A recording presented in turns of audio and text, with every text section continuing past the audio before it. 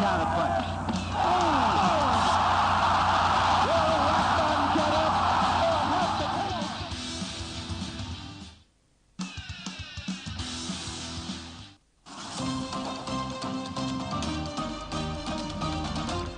morning and welcome to Sports Talk on Atlantic Television Network. My name is Kingsley Emmanuel and I'm very happy to be here this morning to bring you up to speed with the latest revolving around the world of sport. Top one up menu this morning, Team Nigeria shines and coming from boxing, Francis Ngannou in top shape ahead of Anthony Joshua's fight. And in football, Pesero threatens to expel Super Eagles stars.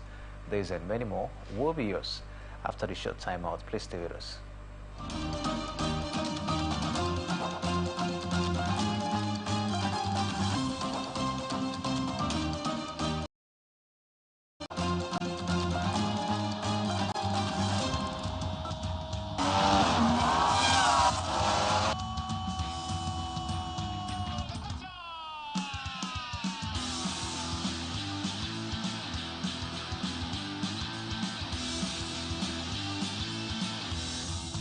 Telling him not to counterpunch.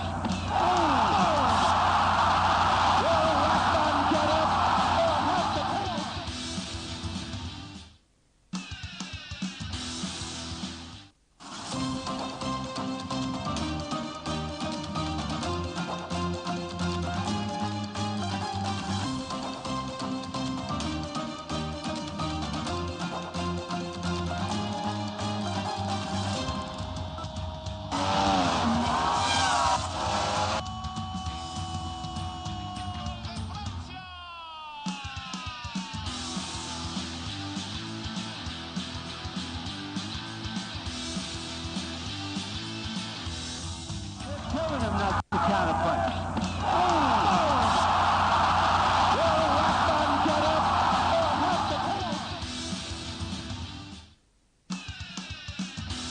From the line across the ocean to the land beyond the mountains, through the Sahara, we bring on sport news, live analysis, expert discussions on trending stories in politics, business, socio-economy, sports, and documentaries.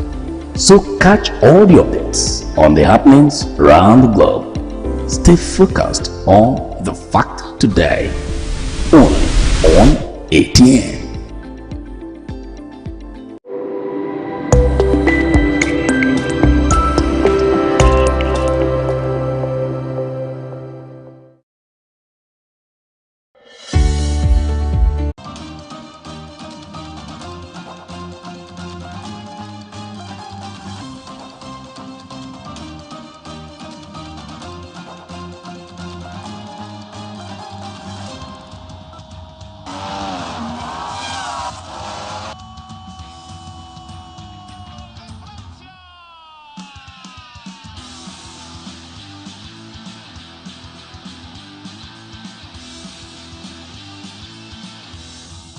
Telling him not to counterpunch.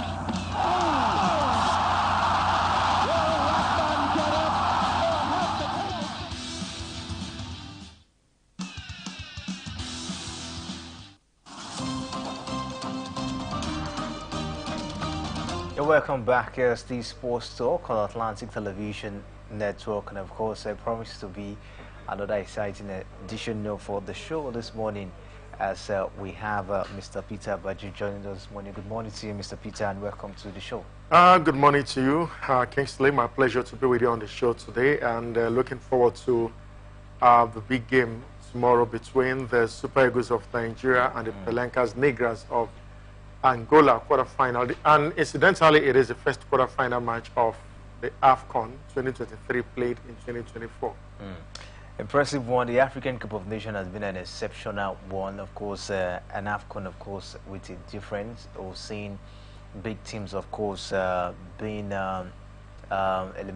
sent out, for the competition. The likes of Senegal, Morocco. You talk about Algeria, Tunisia as well. These teams, of course, they've all been sent home in the African Cup of Nations. And of course, so many still asking the question: is this particular AFCON, of course, for the underdogs, and as well, there are news at all in this African Cup of Nations, because the result so far has been very, very shocking. But we'll talk about the African Cup of Nations proper, but let's take a look at some badminton news down here in Nigeria, as Nigeria's reigning para-badminton champion, Bolaji.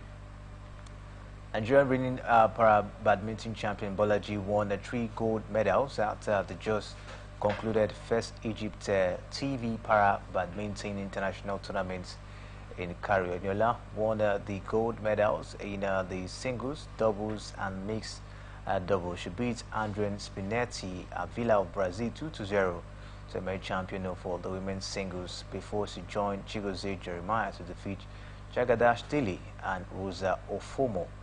Those hopeful Chigozie Jeremiah lost not only to Marcel Adam after a tough 21-19, 13-21, and 31-15 defeat as he settled for the silver medal. Badminton Federation of Nigerian President Francis Obi, who was ecstatic, hailed the young athletes whose dedication, resilience, and determination to succeed opened the doors to the field. And the World Championship in Thailand will be the final chance for athletes to earn world ranking points, which count towards qualification for the Paris 2024 Paralympic Games. And qualification end on March 31st, when 120 slots across 16 medals events will be finalized from the Badminton World Federation race to Paris ranking. But it was such an impressive performance for Team Nigeria in Egypt, where we saw the likes of Bolaji and Eniola, of course, staging a very, very impressive performance, Mr. Peter.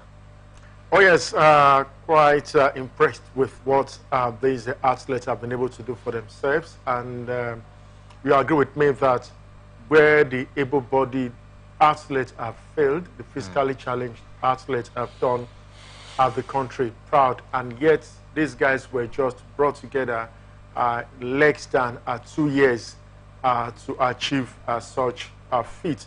And you know, every physically challenged excuse me, every physically challenged athlete that is into sport appears to be more committed to his discipline than the able-bodied, athletes, because for them, what these guys, with all of their senses intact, can do, we, with a challenge in one of our senses, we can do much more than they can do, and it's there for everyone to see right now.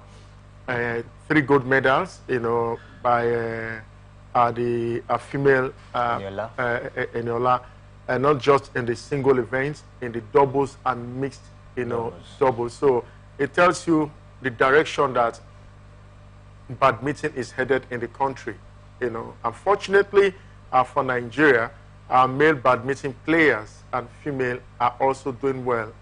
Dorcas Adeshokan and Oluwaniakpo, I think I'm trying to get his name correctly, in the male category, is Nigeria's #1 male badminton player. And the big question that we should be asking ourselves now, like I've always talked about, is who will take over from Oluwaniakpo? Who will take over from Dorcas Adeshokan, the female #1 badminton player? They were both in Port Harcourt for the African Badminton Championship in 2019, and Nigeria dominated, the championship that very year. The following year, they couldn't dominate as they did in Nigeria, but there was, a seeming a glowing performance by Nigerian badminton player.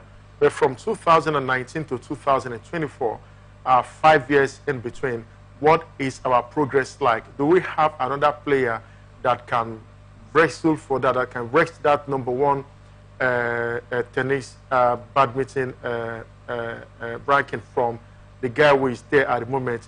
Do we have, a new female badminton player that can wrest the #1 position from Dorcas Adeshokan? So the earlier the Badminton Federation starts thinking of how to have more regular badminton championship, getting to see younger badminton players between the age bracket of 17 and 20 participate in all of this competition and expose them to junior and cadet championship on the continent of Africa, because there will certainly come a time where the current crop of players that we have today will not be there, because age is gradually telling on them. They are not as mobile as they used to be on the court, because they are 5 years older today, not 5 years younger. So we will take over from these guys in another 3 years. Nigeria should be a commanding force, year in, year out, in the game of badminton on the continent of Africa. All right, let's see how it goes, of course, for Team Nigeria when it has to do with, badminton, but was such an impressive performance we saw from the likes of Bolaji, Eniola, and the rest of the badminton players. Let's take a look at, cricket this morning, as we hear that Nigerian national team players are ready to take part in the prestigious Uganda Elite Games, which begins in Kampala today, after the Uganda's Cricket Association granted 6 slots to Nigerian players to participate in the league. The Elite Game in Kampala will be played from February 1st, which is today, to 4th for the women's events, while the men's game will be played between February 5th to 13th.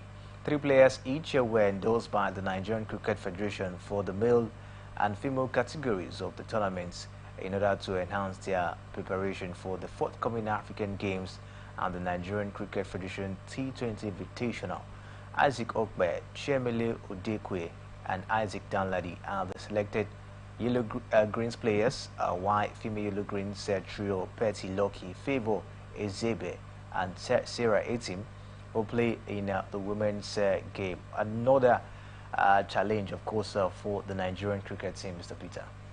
Well, I don't really see this as a challenge, but for me, it is a plus for our cricketers, because the Uganda cricket series is much more competitive than our own competitions here in the country. And if the Uganda Cricket Federation has approved 6 players from Nigeria, and this is to further expose our own players, because they'll certainly be playing with the best, in that country and from other part of Africa. It is also going to help them to prepare, like the federation here in Nigeria did mention that it is to help them prepare for the All-African Games that Ghana will be hosting, and it is also to help them gather some experience. They'll come back home, and we want to see this experience, this knowledge, this technical know-how that they've gathered from this competition. Let it rub off on other players who are still going through the ranks.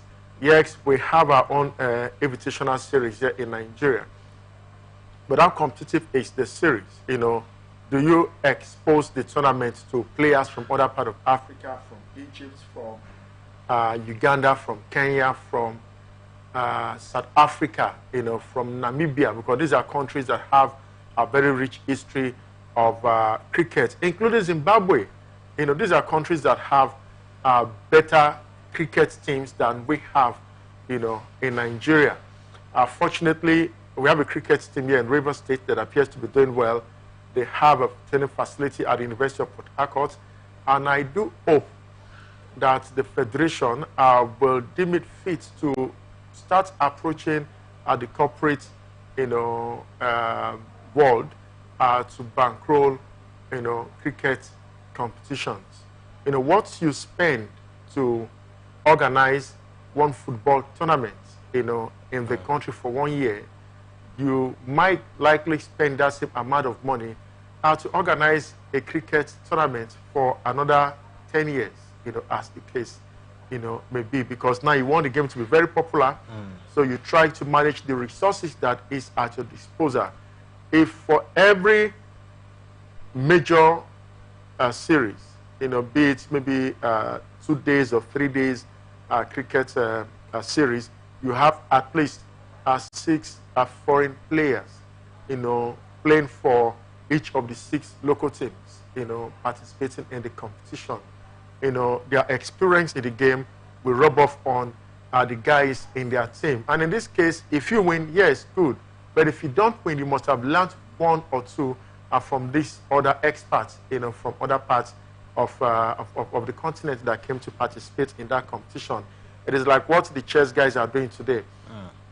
For every chess tournament in the South-South. The organizers try to bring a grandmaster from Egypt or from Morocco to come a part of the competition. And when you play against a against Fury, as it stands. So Francis Ngannou here is in top shape, of course, ahead of that bout against Anthony Joshua. That bout comes up on the 8th of March. We're almost there already, but Ngannou, of course, is talking tough, saying, of course, he's going to be the one to take Joshua's souls, at the end of the day. But I don't know what you make of it. The man is very prepared. This is going to be his second boxing bout, and he's also is heading into this one against Anthony Joshua, another top or heavyweight as well. When it comes to boxing, I don't know what you make of it. Is there any tendency that Francis Ngannou will get through in this one? Our boxers usually talk tough, before their fight. It's all about, working on the psychic of your opponent. And so there are fighters, there are sportsmen who don't like talking, but if you can out-talk them, you might have succeeded in unweighing suppressing their mental, preparedness for that fight. What Ngannou is doing right now is nothing different from what he also does in the UFC. Yes, not taking it away from him. It made a very huge impact in boxing when he fought Tyson Fury, last time in Saudi Arabia. But again, Anthony Joshua is quicker than Tyson Fury. Anthony Joshua has a heavier punch than Tyson Fury. And the last guy that lost to Anthony Joshua via technical knockout, he also fought Tyson Fury some few years ago. And he was asked, between Fury and AJ, who do you think is a better fighter? And he said it is AJ, because AJ's point is heavier than Tyson Fury's point. But again, what AJ needs to do right now against Ngannou, who also has a heavy punch, is how he's able to navigate, the ring, because Ngannou wants to settle the fight in the opening 5 rounds. That is why he's saying he wants to take the soul of would that be possible? Of AJ. But that, yes, there is nothing is impossible in boxing. You can even be knocked out in the opening rounds of the game, depending on where the punch lands on your face. If it lands on the designated target, there you will certainly go down, and the referee will count you out. But I don't see the fight ending in the opening 5 rounds. If it goes the distance, that is my fear. If Anthony Joshua can go the distance with Francis Ngannou in that very fight. Otherwise, if there's any fighter that will win via technical knockouts in the opening 5 rounds, then it's going to be Anthony Joshua winning via technical knockouts and not Ngannou. But if the fight stretch goes the distance, it might just be Ngannou, carrying the day. Because for a UFC fighter to come to boxing, in the UFC, it's a combination of wrestling, judo, karate, kickboxing, boxing, everything. You bring it to the ring. But for boxing, it is just only your hands, your fists that you throw in the air to garner points to win at the end of the day. While for UFC, you need more of stamina. It is more enduring than in boxing. One round in the UFC can be equivalent to 2-3 rounds in boxing, because you run around more in the UFC ring than you do in the boxing ring. A boxing ring, you need to ensure that you have a very... You have to have energy. Yes, you need to have a fantastic footwork, in the boxing ring. Same is also applicable in the UFC, because it's a mixed martial art. Some guys who have very strong wrestling background will attempt to have a combination of other, fighting skills, like for karate, for kickboxing. Some fighters in the UFC don't allow their kick land on your forehead. If it does, you're going to be out. And for some, don't allow them pin you down. For those who are judokas, don't allow them pin you down, because if they succeed in pinning you down, they can lock you up there, and it becomes a technical, a knockout. So the distance the fight goes, the better for me it is going to be for Francis Ngannou, winning. But my sincere pick for that fight on the 8th, which will mark a new beginning, because 8, they say, is the number of a new beginning. For Ngannou, if he wins, it's going to mark a new beginning for him in boxing. For AJ, if he wins, it is going to mark a new beginning for him in reclaiming the belt that he lost to Alexander, or for the WBC that it's still with Tyson Fury. All right, so keep our fingers crossed. Though Cameroonians are saying that they're ready, of course, to take revenge, in this one. Depending on what Nigeria did to them in the African Cup of Nations. And unfortunately, it's not just at the African Cup of Nations that Nigeria defeated Cameroon in the last 1 week. In the handball series, I think in Egypt African Championship, yes, Nigeria also defeated Cameroon. So it is 2-0 now. All right, we'll keep our fingers crossed on that and look forward to 8th of March and see what comes of as well in that particular bout. Of course, that bout will be held in Saudi Arabia, of course, the money city as it is. And away from that, let's talk about the Olympics, as British fans have already bought 500,000 tickets for this Summer Olympics, more than any country other than France, says the Paris 2024 organizers. The British very much particular about the coming Olympics. They are gradually making strong statements now. They don't go as England, they go as a United Kingdom. You have athletes from Scotland also part of the team, and I think athletes from Wales also part, of the team. The Union Jack setup. These are guys who enjoys, traveling to go watch the Olympic Games. For some of them, they plan towards the Olympic Games for 1 year and for 2 years, and it happens usually in July, August. And the Olympic Games is not just one sport. You have well over 30 sports. As there are those who really want to watch, the tennis aspect of the Olympic Games. There are those who want to watch the canoeing, the rowing aspect of the Olympic Games. And there are those who really want to watch the walking part of the Olympic Games. Several sports. It's not just one particular, a sport. And the ambience that some of these sports create for you is more of a relaxation for some fans. Take, for example, you're watching rowing or canoeing. The environment where you go to watch that particular sport is fun on its own. The natural, ambience around that area, the air that you take in around that area is as clean as anything that you can, possibly, imagine. Compared to us in this part of the world, it's football, and football all the way.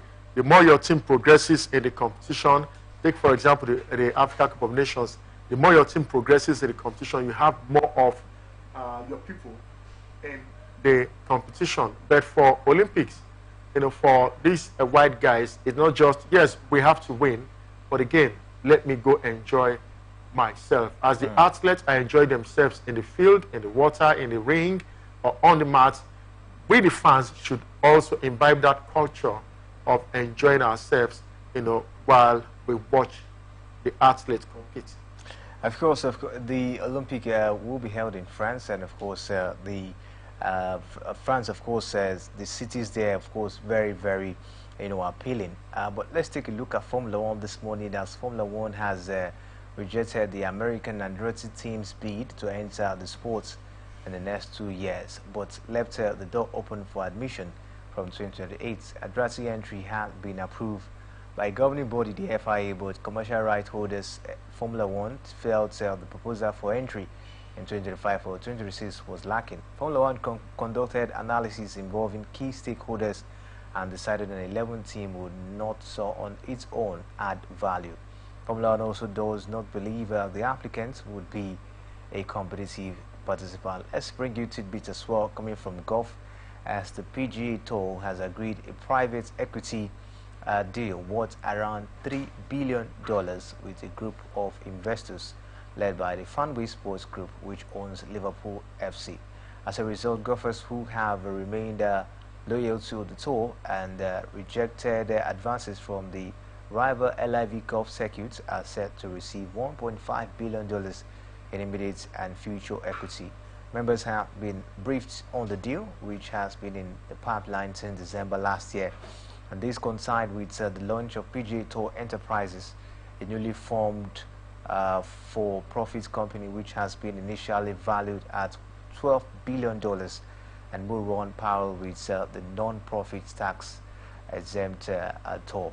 All right, at this point, we'll take a short break, and when we'll come back, of course, we'll take a look at the Nigerian Women Football League as the second stanza of the league gets new dates, as well as the Nigerian Premier Football League, and the big one as well in Cote d'Ivoire, the African Cup of Nations. Please stay with us. We'll be right back.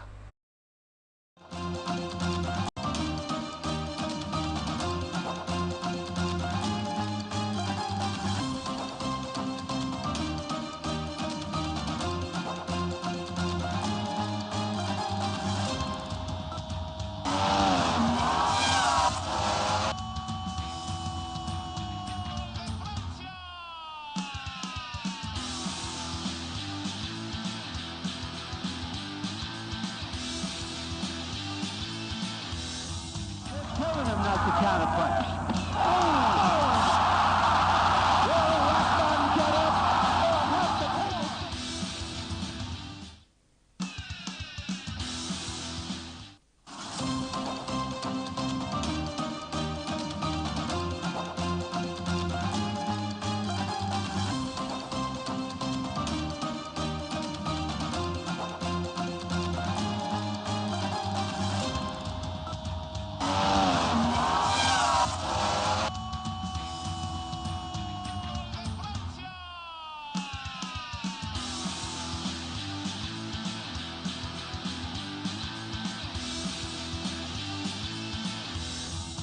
Telling him not to counterpunch.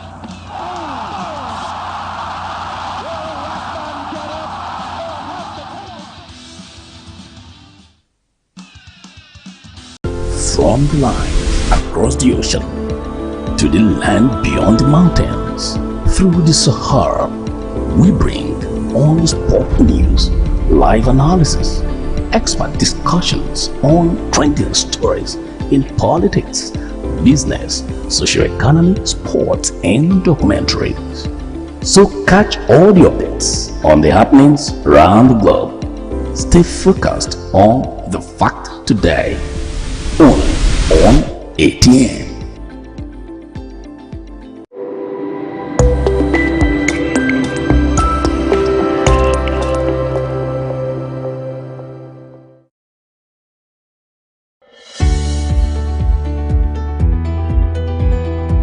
People into the country illegally. That is amazing. Honorable You human on the point of order. Honorable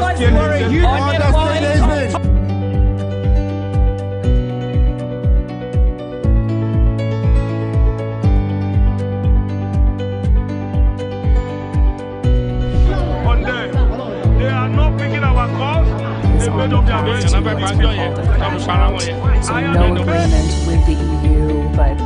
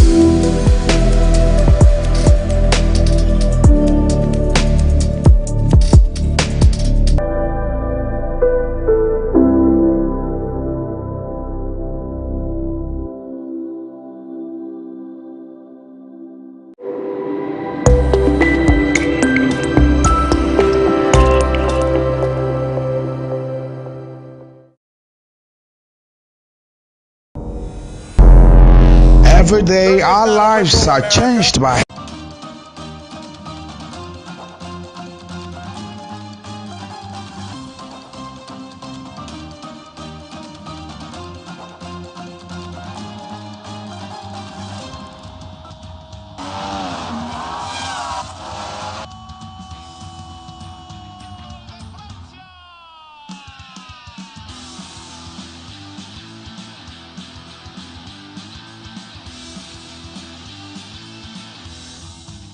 serving him not to counterpunch.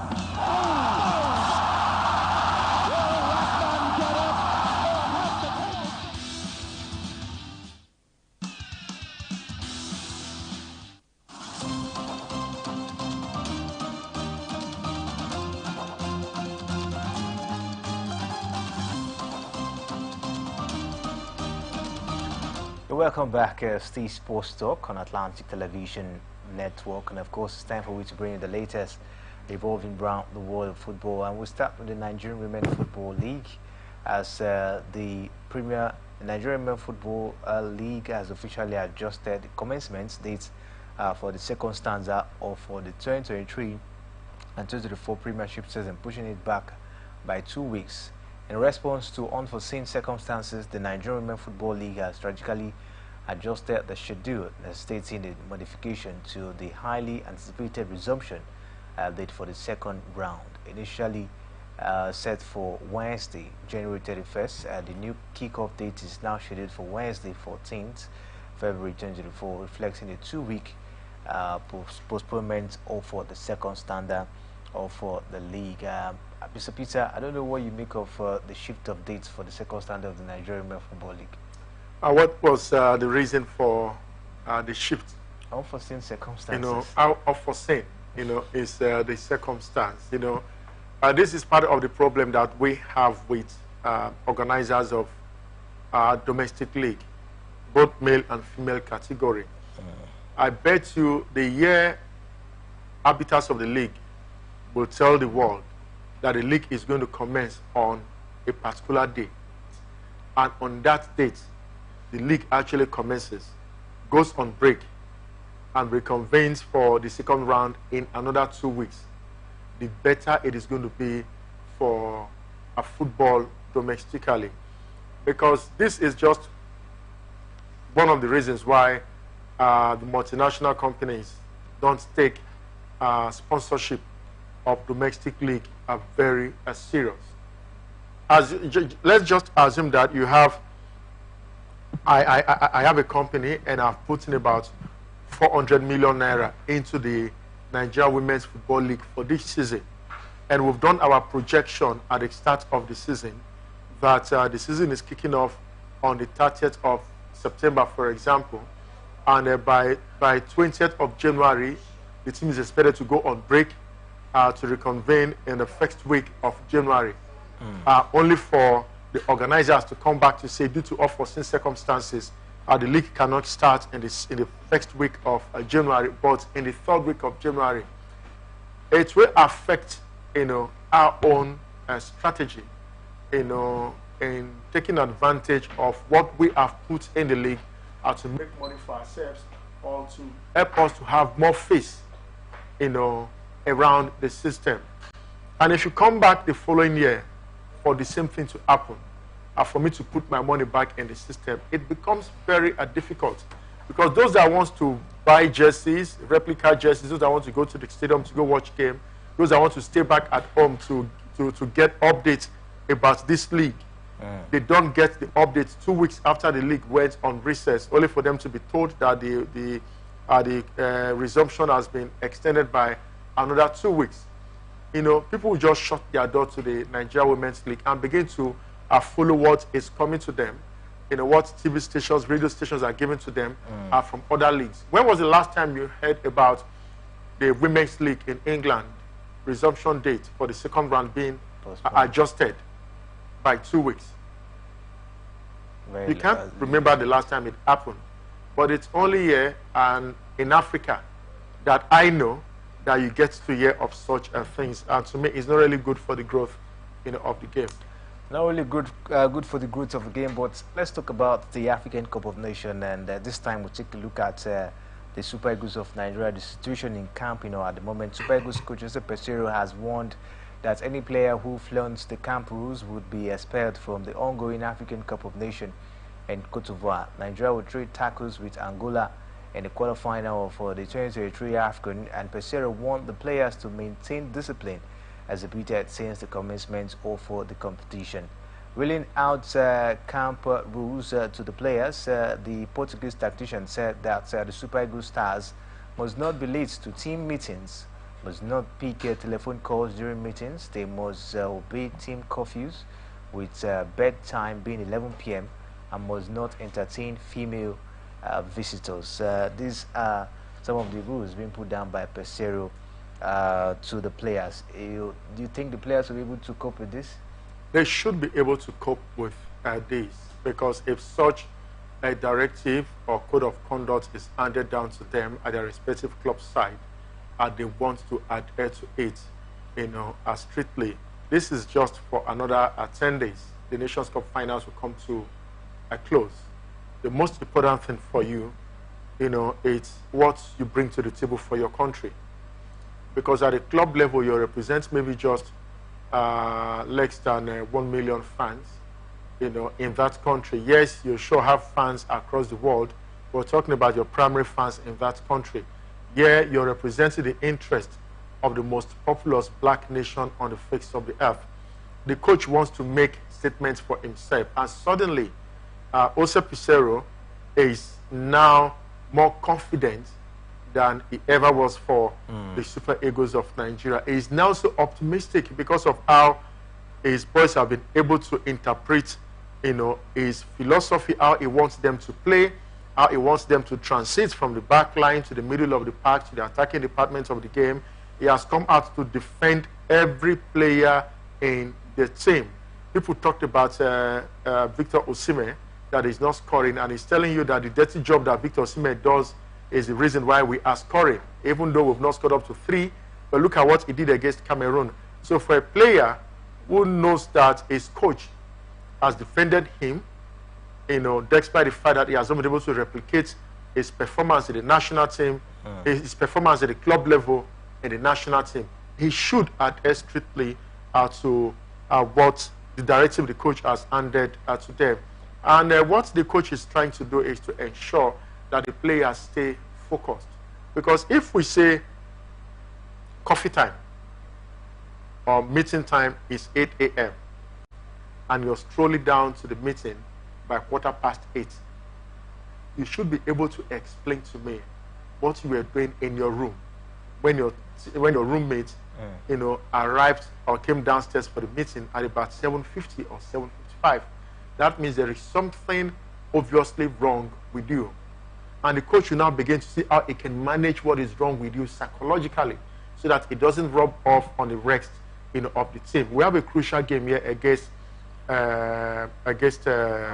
Angola. Entertaining female visitor in the hotel will bring distraction to the team, no matter how much you pretend to be focused. It will certainly distract you. Well. Yes, it will certainly distract you. So for now, that 30 minutes pleasure, that 1 hour fun or 2 hours fun, let it wait until after the game against Angola. We win. Until after the semi-finals, we win. Until after the finals, you can do whatever you want to do. And it comes to a time that it is the coach that will even tell the players, okay, you guys have the next 1-2 hours to entertain female visitors in the hotel, or certainly not in your room, but maybe in the lobby, where everybody is free to talk to, everybody. Sure. For now, they should adhere strictly to what the coach wants them to do, because if they win, we all celebrate them. If they lose, trust me, we have over 200 million coaches in Nigeria and over 200 million players that can do better than what those guys are doing in the field. But when we win, nobody complains. All right, interesting. But we hear that Stanley Nwabali is back. We're getting feelers and report that the man is fit, for the Angola encounter. I was scared when he landed. In fact, fortunately, I was at home watching the match with my 12-year-old son, and he said, hey, Dad, it's like this goalkeeper is injured the way he landed, And when I saw the replay, I said, this is very serious. And when he even asked to be substituted, I said, oh God, Uzor, coming into the field. But thank God that the defenders were able to do a thorough check on the attack of the Cameroonians. So Uzor was not put under pressure in that particular game. I'm sure you saw one of those friendly games that Nigeria played where Uzor parried the ball into his own net. And Wilfred Ndidi. So that was against Zimbabwe. Was it Zimbabwe or Saudi Arabia? One of those friendly matches. Yeah. And Wilfred Ndidi was just looking at Francis Uzor. Which kind of mistake it is on with the win because they carry body put our net again. You know, the confidence that Stanley has brought into the team has also helped the back line. You know, he's big. Stanley is bigger than I am, taller than I am, and he's got this big fist, so he can scream. He shouts at his back line, and this is what defenders want. They want a goalkeeper who can shout at them, scream at them, tell them not to move, tell them move to your left, move to your right. And if you have a goalkeeper who can direct you, organize his back line from behind, it also helps him to reduce the number of goals that he concedes. Confidence-wise, the goalkeeper has shown. You see the way he commands, you know, his territory. You know, he's now like a territorial personality in the 18-yard box. You know, and that has helped the team. And the coach has, you know, this confidence in Nwabali. With Nwabali in goal, you know, the chances of Nigeria conceding, you know, is very slim. You know, Clemens Westerhoff said same thing about Rufai, where Rufai was at his peak between 93, 94, 95, 96. That even if Rufai is not in form, I'm still confident having a Peter Rufai in goal than having an Aloy Ago in goal for the national team. And same confidence goes with the back line, because the back line, if the back line tells you, the coach, that I prefer Kingsley to Peter, the coach will want to listen to why the back line, you know, prefers Kingsley in goal to Peter for this particular game. All right, so we hope to see Francis, of course, in goal tomorrow in that encounter against. We hope to see Francis Uzor or Stanley Nwabali. Pardon.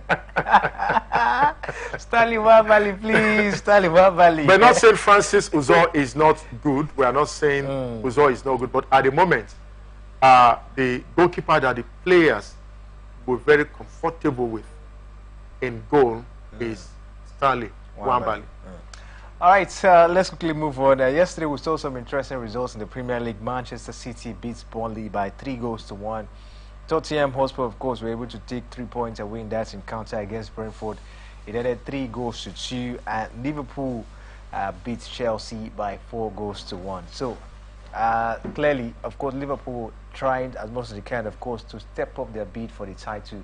That bashing 4-1 yesterday, I think, was very, very terrible for Chelsea Football Club. We shouldn't be expecting too much from Chelsea this season. Yes, some will say they've spent over $1 billion, you know, and all of that. Look at the quality, the kind of players they are bringing into the team. They are players that are pretty young. Perhaps this is a team for the future. For me, I'll start criticizing what Mauricio Pochettino has done in Chelsea in another 2 years. If he remains as coach and if he's unable to attract a trophy to Chelsea's cabinet, and if he's able to improve on the quality of play of the team. But for now, you know, the way Liverpool is going, the only team that they have to contend with for the league title is Manchester City. No, not even Arsenal. Forget about Arsenal. At the moment, we just have 2 teams in the EPL. Okay, 3 teams, Liverpool, Man City, and others. Maybe after this season and next season, we'll start thinking of having another team joining them. You know, at some point in the APL, it was Man U, Arsenal, and others. Until Jose Mourinho came into the picture, we now made it 3, 4. Man U, Arsenal, Chelsea, and others. But at the moment, you know, it's just Liverpool and Manchester City. All right, time is up, and of course, we have to leave the studio. Mr. Peter, it's been an impressive time this morning. Oh yeah, it's my pleasure, and looking forward to that game tomorrow. Expecting that the Super Eagles of Nigeria will make us happy by beating Angola to qualify for the semi-finals of the Nations Cup finals. And I think the mandate given to Pissarro would have been met if he qualifies Nigeria for the semi-finals, because I think the target given to him by the NFF was a semi-final appearance. But the man appears to be more confident than the NFF, his employers, that I can take it a step further by appearing in the finals. And if it does happen for him, anything can just happen. All right, at this point, we'll call it a wrap. Don't forget, peace and unity over the pathways to progress. You can go down to our social media handle. The conversation, of course, continues right there. My name is Kingsley Manuel. Thanks for watching.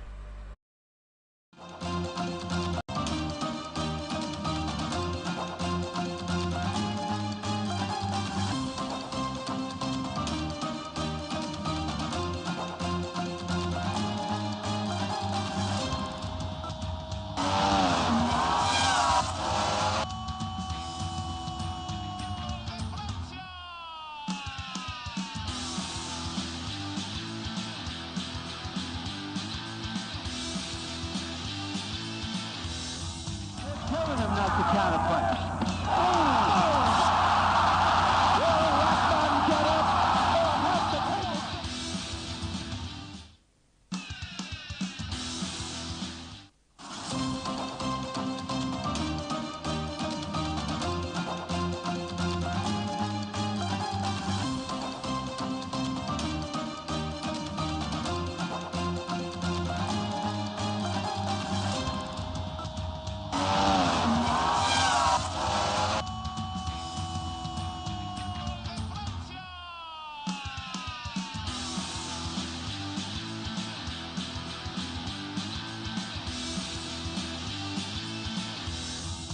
Telling him not to counterpunch.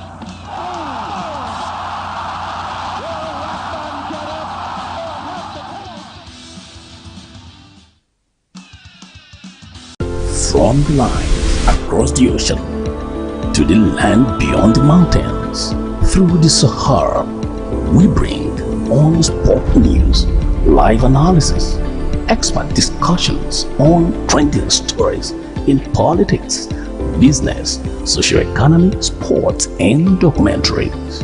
So catch all the updates on the happenings around the globe. Stay focused on the fact today, only on ATN.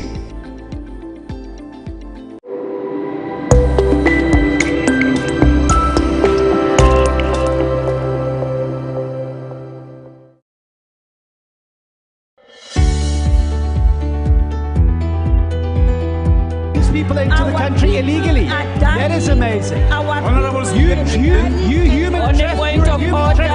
Honorable You are a human On the point